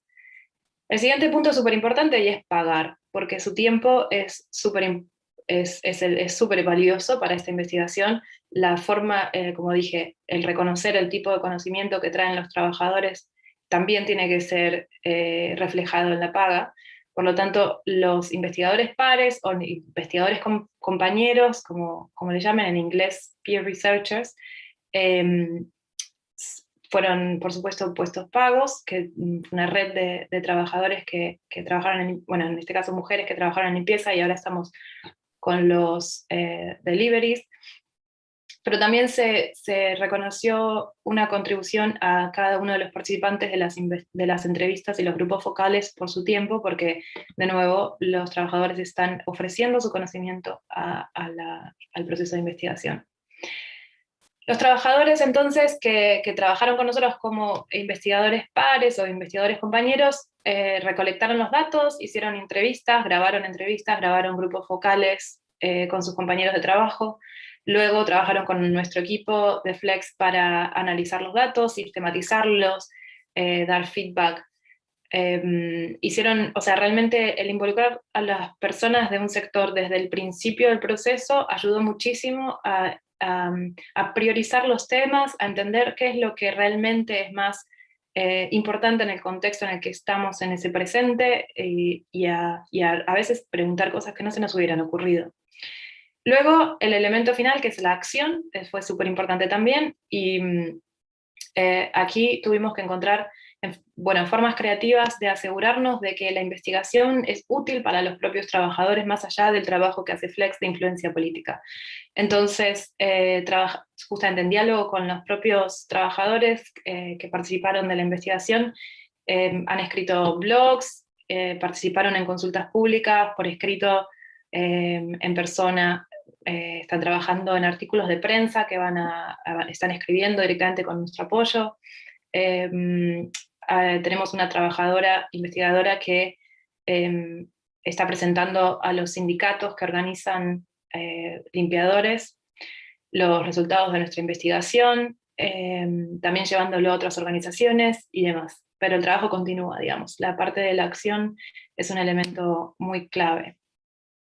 Entonces, nada más dejarles el dato de que tenemos una publicación sobre esta metodología, que al final más que una metodología, es como un acercamiento, porque realmente puedes utilizar cualquier tipo de método, en el sentido, pueden ser entrevistas, encuestas, focus group, lo que sea, con los principios de esta metodología de FPAR. Nuestro handbook, que es la publicación, reúne lo que aprendimos, busca, disculpe, está un poco en inglés esta diapositiva, busca también un poco traer atención a este tipo de acercamiento a la investigación, desmitificar el proceso para que realmente sea un poco más accesible, más fácil de ejecutar para las organizaciones que tal vez no están familiarizadas con las metodologías participativas. Y tal vez también un poco, bueno, compartir en realidad desafíos y con otras organizaciones que también están en este recorrido. No es una guía sobre cómo aplicar el FPAR así tal cual, no quiero generar esa expectativa, porque realmente el contexto es súper importante, el grupo de trabajadores son quienes definen qué es lo importante y qué es lo que se va a hacer. Tal vez nada más dejarles 2 consejos para considerar esto, que me parece que es algo que queremos fomentar lo más posible en organizaciones que trabajan con personas vulnerables. Asegurar de que hay un verdadero compromiso a esa aspiración de tener ese nivel alto de participación y de inclusión en las decisiones, y que hay recursos para acompañar ese proceso, porque lleva mucho tiempo, requiere mucho tiempo de apoyo del equipo, y requiere también recursos financieros, con lo cual es importante asegurarse que están esos recursos a mano, que se reúnen esos recursos para poder hacer este tipo de investigación. Les dejo también el dato, por último, de nuestro reporte. Este fue el primer reporte que publicamos, donde utilizamos esta metodología y trabajamos con limpiadoras, como les decía. Se llama Si pudiera cambiar algo de mi trabajo, y fue publicado en mayo. Los próximos reportes van a enfocarse en hotelería y en lo que es el delivery. Y eso es todo. Les dejo entonces mi contacto. Seguramente circularán las diapositivas y me quedo por si hay preguntas. Muchas gracias. Bueno, Lucila, muchas gracias. Además, muy sintética y en tiempo y todo, así que nada, muchísimas gracias por tu intervención, que la verdad que ha sido muy interesante. Pues si queréis, damos tiempo para que podáis escribir preguntas, si tenéis preguntas para Lucila, y vamos pasando con la intervención de mi compañera Teresa de Gasteris, que ya sabéis que es la responsable del programa de trata de seres humanos en ACCEN, y que, bueno, cualquier cosa que queráis siempre está disponible. Pues nada, gracias, Teresa. Muchísimas gracias a ti, Irene. Yo otra vez quiero agradecer, bueno, aparte a todas las ponentes de hoy, que la verdad yo creo que nos han dado ideas, perspectivas, ¿no?, de abordaje también de la trata, de la explotación, que es muy interesante. Seguramente eso nos pueden, ¿no?, estimular, digamos, en nuestro trabajo. Luego, volver a reiterar los agradecimientos al Ayuntamiento de Valladolid por organizar estas jornadas conjuntamente. Agradecerte a ti, al equipo de Valladolid, porque realmente es sin ti que no hubiesen podido tener lugar estas jornadas, así que gracias, y gracias a los compañeros de comunicación. En fin, no me quiero demorar más, y agradecer a todos y a todos los participantes de estas 3 jornadas, porque la verdad que habéis sido numerosos y numerosas, como hemos dicho, y más allá de las expectativas que teníamos, con lo cual eso seguramente nos anima, ¿no?, a seguir en nuestro trabajo, ¿no?, y en esa línea de trabajo en el ámbito de la trata. Entonces, la idea de mi breve intervención es de presentaros el informe que publicamos en diciembre de 2020, en el marco del proyecto Novicom, en el marco del cual estamos organizando estas microjornadas, y este informe tiene el título La trata tiene también género masculino. Además, luego ahora en el chat os pongo también el link a ello para que lo podéis mirar con más atención, que soy yo, voy simplemente un poco a presentarlo brevemente. Como os decía, este informe se marca en el proyecto Novicom, el mismo de estas jornadas, que, como he dicho, está financiado por el Ministerio de Inclusión, Seguridad Social y Migraciones y por el Fondo Europeo de Asilo, Migración e Integración. Tiene una ejecución anual. El año pasado, como os dije, lo realizamos, pero llevamos desde el 2014 implementando este proyecto. Y además llevamos unos años implementándolo en Madrid, Vigo y Huelva. De hecho, como os decía María, mi compañera de Huelva, hizo la primera pregunta antes a Mercedes.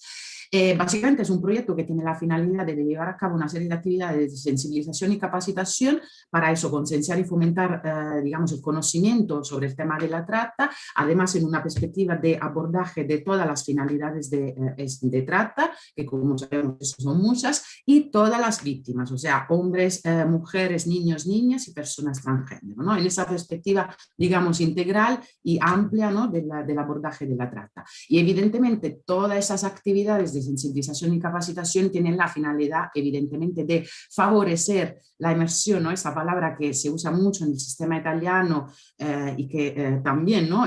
Bueno, yo utilizo mucho también en español y también en el informe que ahora os voy a presentar, para eso fomentar la inmersión del fenómeno, o sea, que salga a la luz, que sea visibilizado, para eso que se puedan detectar víctimas y eso favorecer evidentemente el acceso a sus derechos, a las medidas de protección asistente. Entonces, esta es la portada del informe, que eso, la trata tiene también género masculino, que básicamente ha consistido en una recopilación de buenas prácticas, iniciativas, acciones, etcétera, en Europa sobre víctimas de trata de género masculino. Digamos, esta un poco la idea de esta publicación, además de varios, digamos, elementos, ha tenido en cuenta, o sea, tiene en cuenta también un poco cuál es la importancia de la dimensión y la perspectiva de género en el abordaje de la trata, además basándonos, y no solo, en un informe que hizo la Comisión Europea hace unos años, ¿no?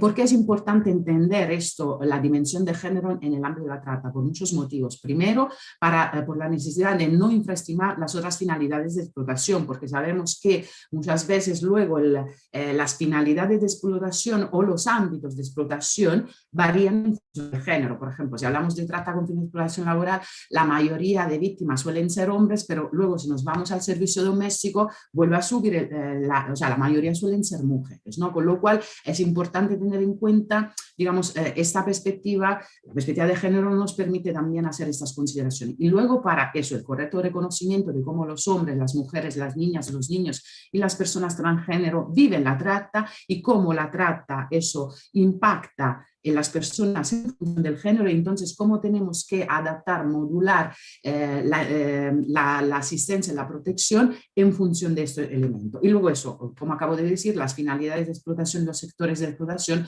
son específicos, ¿no? En función del género.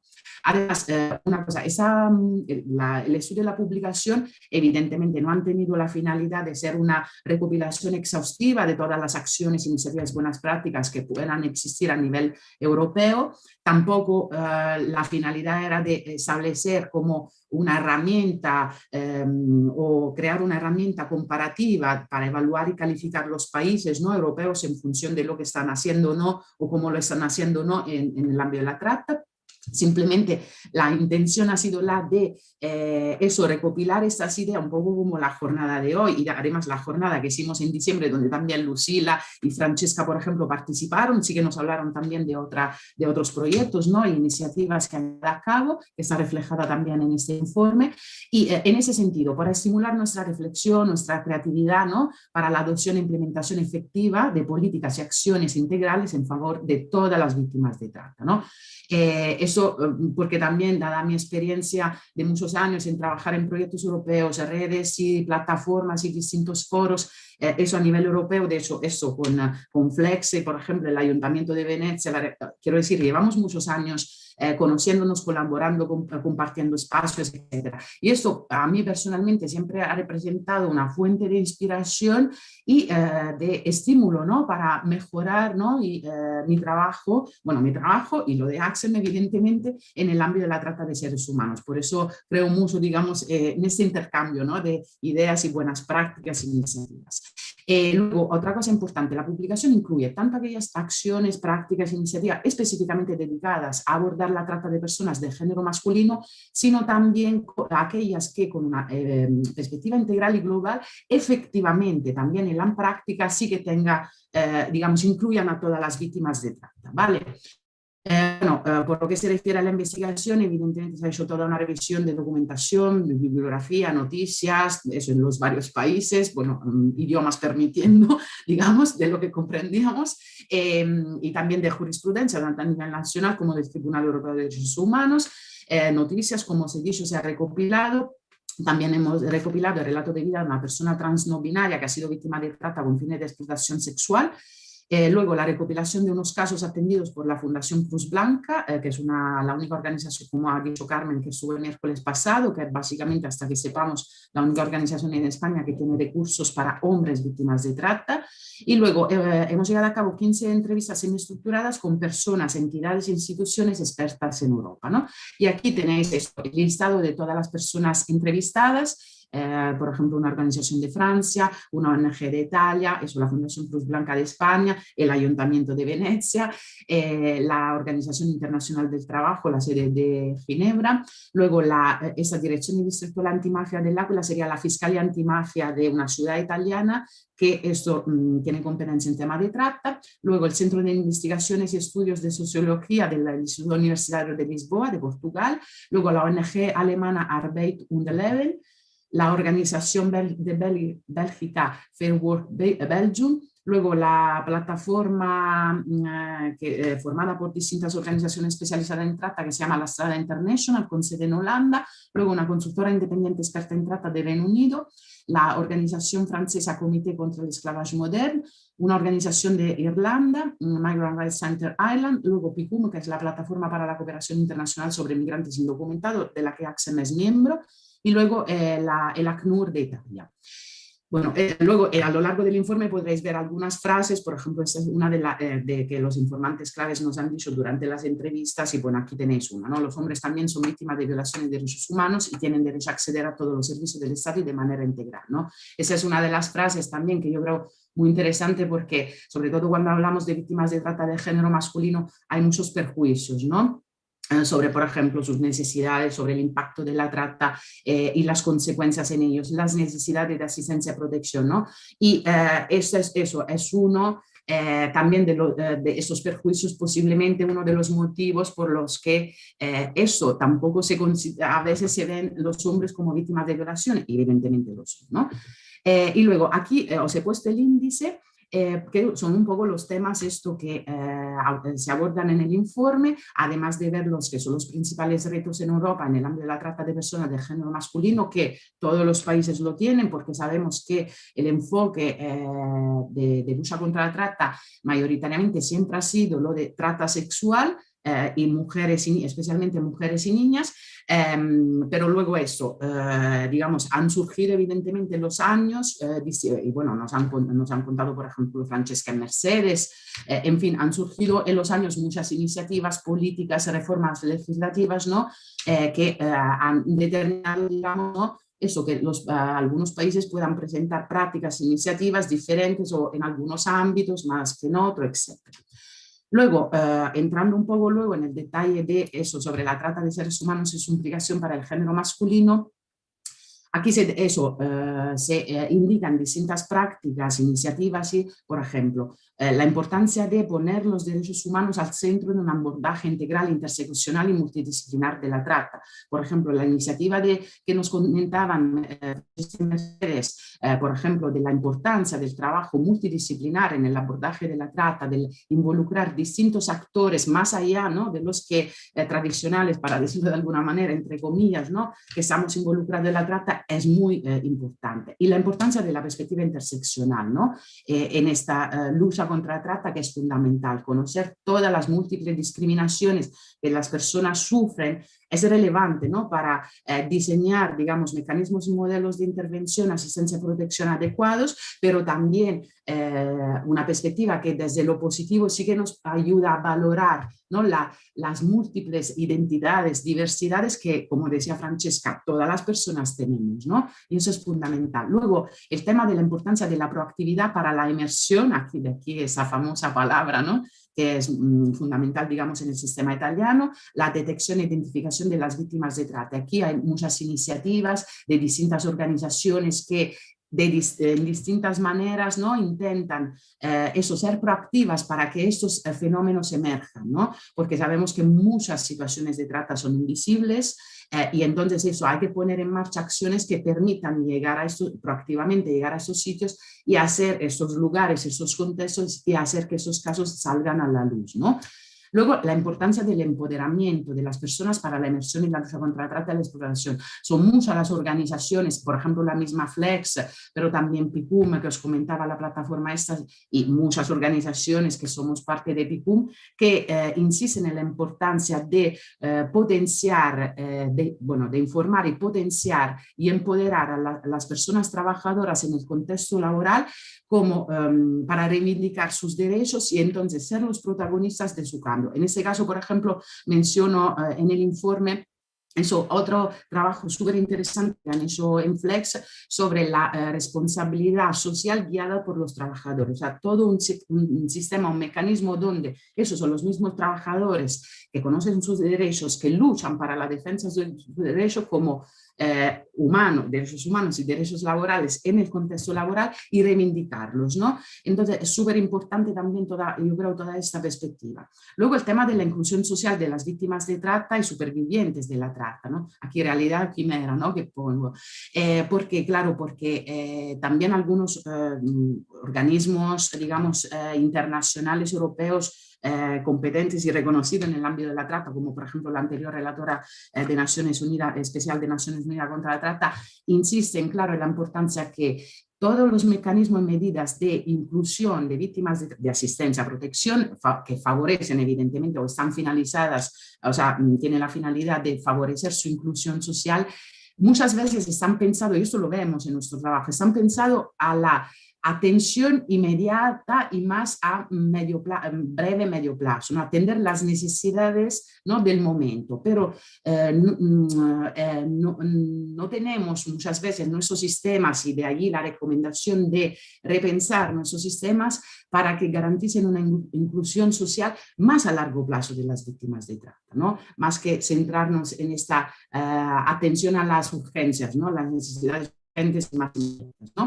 Luego, otro tema súper importante que también está en la agenda de distintos organismos a nivel europeo, internacional y hasta español, es la importancia de abordar el tema de la demanda de cualquier bien y servicio que sea fruto de la trata y la explotación. O sea, cuando abordamos, siempre en esa perspectiva integral, cuando abordamos la demanda en el ámbito de la trata y en el marco de la lucha contra la trata, es importante no solo enfocarse en el tema de la demanda de prostitución y servicios sexuales, sino también de cualquier bien y servicio que sea fruto de esta demanda de explotación. Con lo cual, se insiste mucho en la importancia de abordar el tema de las cadenas de producción y suministro. De hecho, por ejemplo, son muchas las iniciativas que por un lado intentan sensibilizar e involucrar al consumidor en exigir a las empresas, ¿no? El respeto de los derechos humanos y laborales de los trabajadores y trabajadoras, ¿no? Y por otro lado también muchas iniciativas de elaboración de códigos de conductas, por ejemplo, y otras herramientas que permitan a las empresas digamos, respetar, ¿no? Los derechos humanos y los derechos laborales y evitar que sus productos o servicios sean fruto de explotación, ¿no? Y de hecho aquí menciono el delito de caporalato, que es un delito introducido en Italia, que permite justo de abordar el tema de la intermediación ilegal en el ámbito laboral y entonces perseguir esas conductas que se están dando en la realidad, que se dan en la realidad italiana, pero no solo, también en España, en muchos otros países, y que eso quedaban impunes, ¿no? De alguna manera. Finalmente se aborda el tema, y creo que voy cerrando porque me toca, ¿verdad, Irene? Que te veo. Entonces, y finalmente el tema de las masculinidades, ¿no? Aquí entre comillas el tema del sonido del silencio, que es una frase que, bueno, de un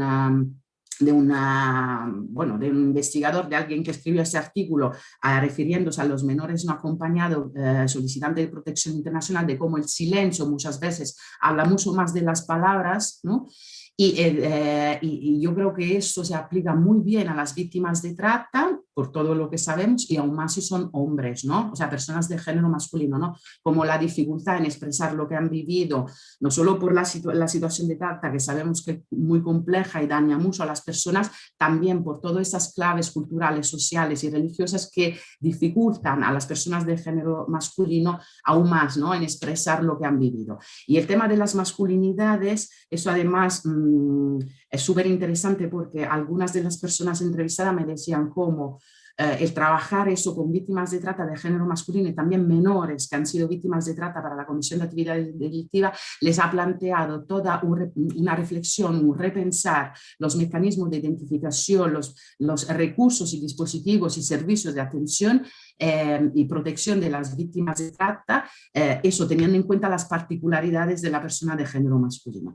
Y sin más, luego hay una serie de recomendaciones que están aquí, pero ahora os pongo el link porque ya me toca terminar, que veo la hora que son a 50, y nada, os animo a leer ese informe porque yo creo que es muy interesante en esa perspectiva, ¿no? De inspirar nuestro trabajo. Así que nada, sin más, os agradezco muchísimo por la atención. Gracias. Gracias, Teresa, gracias también por tu síntesis.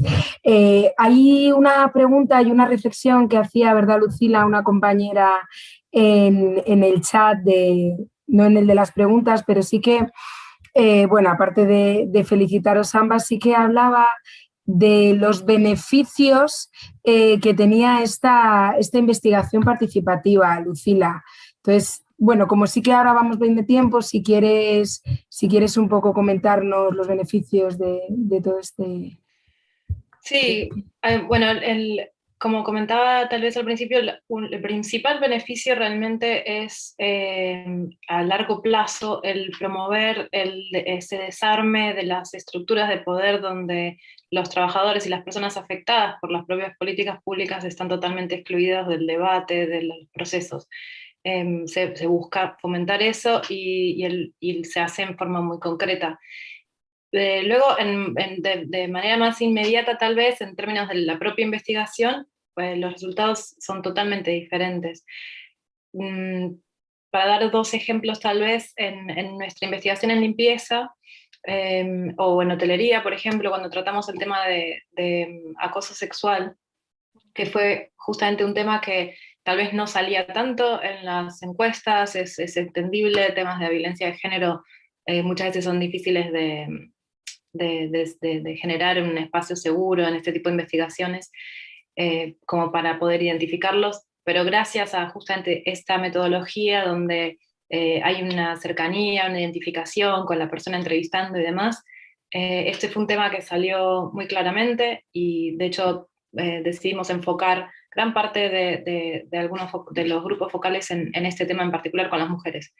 Y fue realmente muchísimo más. Yo vengo de una organización que se dedica a violencia de género y conozco las barreras, las dificultades de generar este tipo de conversaciones en grupos, sobre todo, personas tal vez que no se conocen tantos, teniendo en cuenta obviamente todos los mecanismos de protección y de bienestar emocional y demás que hacen falta tener.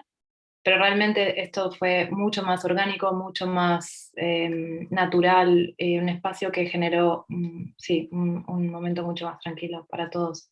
Así que eso, llegar a gente que habla idiomas que nosotras no hablamos, trabajamos con rumano, polaco, idiomas que no teníamos en la organización, aunque tenemos varios, y sí, centrarnos en preguntas que no se nos hubieran ocurrido, como por ejemplo la localización de las cámaras de seguridad en los hoteles y cómo el acoso sexual sucede en esos rincones donde están las escobas, en los lugares que no están protegidos, pues las cámaras protegen la propiedad privada de los clientes. Entonces, bueno, ese tipo de cosas han iluminado. Claro, al final la dinámica de grupos no solo hace dar otros resultados diferentes, sino que también es un propio proceso para la persona el poder exponerlo. Sí, exactamente. De acuerdo. Muchas gracias. No sé si para Lucila había alguna pregunta más.